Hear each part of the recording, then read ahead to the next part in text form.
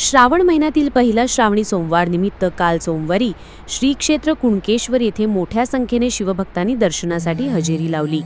पहाटेपासूनच भाविकांनी मंदिरात गर्दी केली होती, ज्यामुळे कुणकेश्वर परिसर भक्तिमय वातावरणात न्हाऊन निघाला होता। पहिल्या श्रावणी सोमवाराच्या विशेष पूजेचा मान मालवण येथील सुरेश नेरुरकर आणि कुडाळ येथील आनंद शिरवलकर यांना मिळाला। त्यांनी मनोभावे पूजा करून श्री शंकराचा आशीर्वाद घेतला।